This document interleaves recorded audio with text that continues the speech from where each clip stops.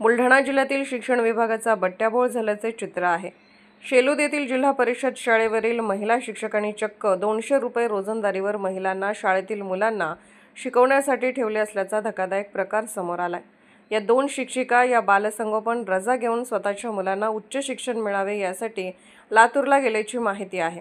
त्यामुळे बालसंगोपनसाठी मिळत असलेल्या रजेचा गैरफायदा होत असल्याचेही समोर आले आहे। मात्र यामुळे इकडे गोरगरिबांच्या विद्यार्थ्यांचे शैक्षणिक नुकसान होत असून विद्यार्थी वाऱ्यावर आहेत। अर्चना बाहेकर आणि शीला बाहेकर असे त्या महिला शिक्षकाचे नाव असून या दोघींनी 200 रुपये रोजंदारीवर विद्यार्थ्यांना आपल्या जागी शिकवायला ठेवले आहे आणि या संपूर्ण प्रकारापासून शिक्षण विभाग हा अनभिज्ञ कसा असा सवाल पालक वर्ग विचारत आहे। तर शाळा व्यवस्थापन समितीने सुद्धा त्या दोन महिला शिक्षिकेविरोधात बऱ्याच वेळेस तक्रारी केल्या।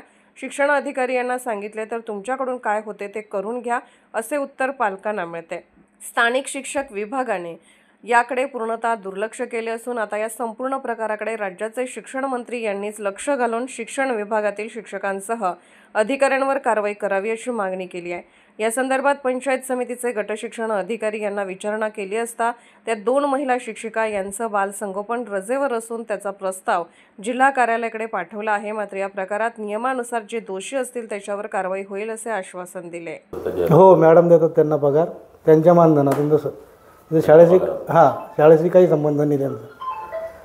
तर आमची एवढीच अपेक्षा आहे की यांनी अशा शिक्षकावर कारवाई व्हायला पाहिजे का, त्यांना राजीनामा द्यायला पाहिजे का, त्यांच्यावर कारवाई व्हायला पाहिजे? कारवाई तर व्हायलाच पाहिजे एवढे दिवस रजेवर म्हटल्यावर। शेलूद शाळा आहे, शेलूदची जिल्हा परिषद शाळा आहे, दोन शिक्षिका गैरहजर किती वर्षापासून गैरहजर? सर आमच्या शाळेतल्या दोन शिक्षिका ह्या गैरहजर नाही आहेत। त्यांचा माझ्याकडं अर्जित रजा व बालसंगोपन रजेचा अर्ज माझ्याकडे प्राप्त झालेला आहे, तो मी वरिष्ठ कार्यालयाला पाठवलेला आहे। कोणत्या शिक्षिका काय नाव? कुमारी शीला मधुकर बाहेकर ह्या 13/1/2025 पासून बालसंगोपन रजेवर आहेत, ते 29/4/2025 पर्यंत। आणि दुसऱ्या कुमारी अर्चना एकनाथ बाहेकर ह्या दिनांक 12/8/24 ते 25/10/24 पर्यंत अर्जित रजेवर होत्या। तदनंतर त्या 11/11/2024 ते 31/12/2024 पर्यंत बालसंगोपन रजा पहिला टप्पा, तदनंतर 1/1/2025 ते 7/2/2025 पर्यंत बालसंगोपन रजा दुसरा टप्पा व तदनंतर 10/2/2025 ते 28/4/2025 पर्यंत अर्जित रजा अशा पद्धतीने त्यांचे अर्ज आम्ही वरिष्ठ कार्यालयाला पाठवलेले। शिक्षकांच्या पर्यायी व्यवस्था काय केली होती शाळेमध्ये? हो आदरणीय सर, की विद्यार्थ्यांचं शैक्षणिक हित लक्षात घेता त्यांचं नुकसान होऊ नये आणि म्हणून दीर्घ रजेवर ह्या असल्यामुळे आम्ही आमच्या व्यवस्थापन समितीच्या म्हणजे मान्यतेने विना आर्थिक मोबदला या दोन स्वयंसेविका इथे तात्पुरत्या स्वरूपात शैक्षणिक नुकसान होऊ नये म्हणून त्यांना आम्ही शिकवण्याची परवानगी दिलेली आहे। त्यांना काय वेतन दिले जातं? सर त्यांना शालेय प्रशासनाकडून कुठलंही वेतन दिलं जात नाही। ही बाब तुम्ही वरिष्ठांना कळवली? हो वरिष्ठांना हे ज्ञात आहे। आम्ही शाळेत कुलूप बी लावू शकतो, पण आज रोजी या लोकांचं नुकसान होईल ना लहान लेकरांचं। बरोबर, म्हणजे या शीला यांच्या मुलांना फक्त लातूरला शिकवायला म्हणून तिथं थांबेल, तिथं जायला त्या कमीत कमी एकच महिना फक्त त्याने इथं हजेरी दिली आणि त्याच्यानंतर जायले तर पुन्हा एवढं करून राहिले काहीच पता नाही। नंतर आमच्या हळूहळू लक्षात आलं, कोणी म्हणे डिलिव्हरी गेल्या, कोणी म्हणे कुठं गेल्या। त्याच्या बाद आम्हाला माहिती असं पडलं की ह्या लातूरला आहे त्यांच्या लेकराजवळ।